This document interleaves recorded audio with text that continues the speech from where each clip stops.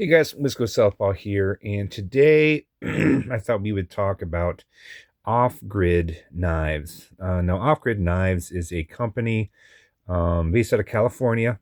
Started, I think, back around 2017. Um, really market themselves as kind of a alternative to ZT.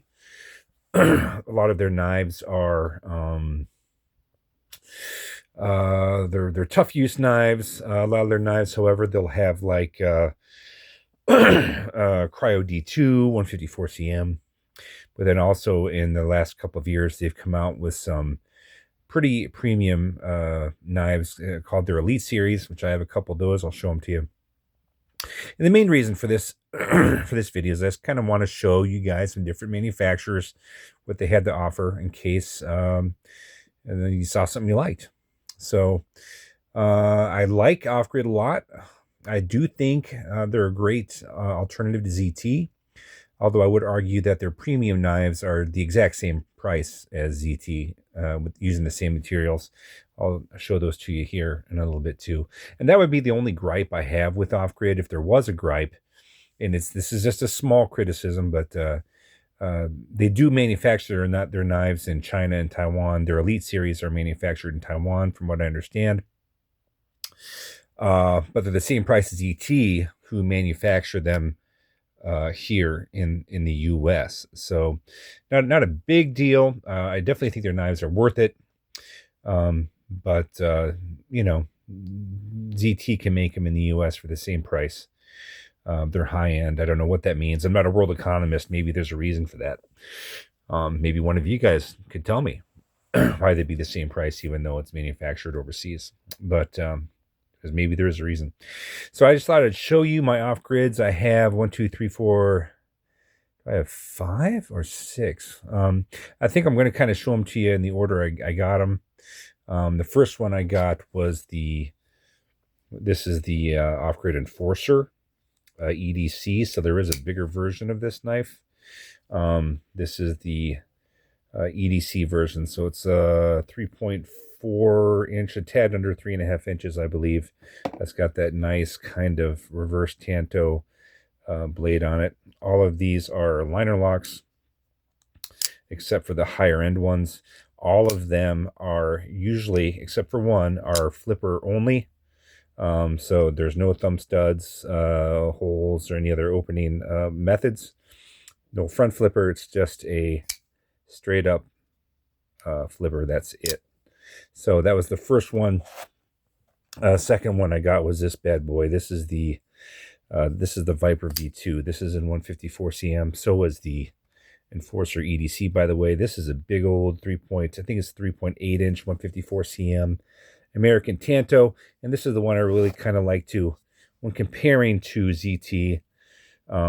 So there are obviously different materials here. If I can somehow get them all in the same shot here for you. So the Off-Grid is G10 in 154 cm. The ZT here is titanium and G10 and Elmex steel. So there's a difference definitely in materials, but there's also a pretty big difference in price. Where this knife, you're looking at $250 to $300. The Viper V2 can be picked up for a little over $100. And it is a tough use knife. They're similar. They're very similar in how they act, how they feel in hand. So I definitely do think that their marketing of kind of trying to put themselves in that same group as ZT is it's real. See, the next one I got was this little fella. This is the Stinger EDC. So this is another one. I felt like getting another smaller, just kind of everyday carry type of knife. This is 154 cm also. But a nice little drop point blade there. I think it's 3 inches on the nose. So that's another one. And then you get into the premium stuff. So this is the Scorpion V3, I believe. I think it's the version 3. What you have here and the other Elite Series knives, they're frame locks, they're not liner locks. This one's still no thumb studs. It only has the flipper, but you've got titanium and carbon fiber inlays on this one. So much higher end scales, and then a much higher end blade as well, because we have magnet cut here on this bad boy. And this is a almost 4-inch blade. This is definitely a full size tactical type of knife. But once again, which I don't mind, but once again, flipper only, right?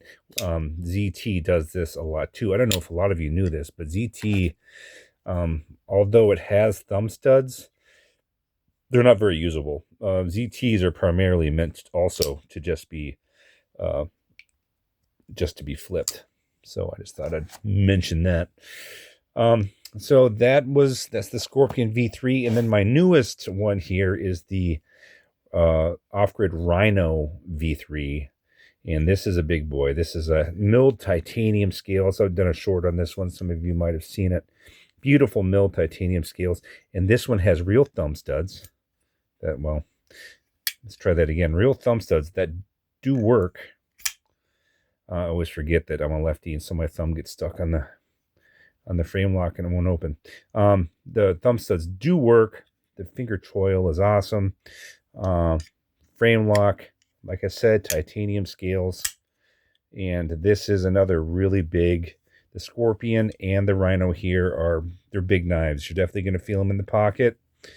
But very, very cool knives, and they feel great in hand. They feel wonderful.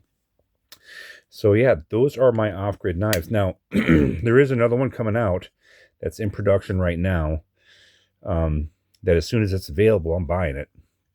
And that would be the Off-Grid Polaris XL. It's actually a 4.25-inch blade, and it's coming. The reason why I'm buying this knife, and it's not going to be cheap, but I think it's going to be worth it, because it's going to be in VanX blade steel. Which is super exciting. I don't have a knife in VanX yet, so that'll be my first.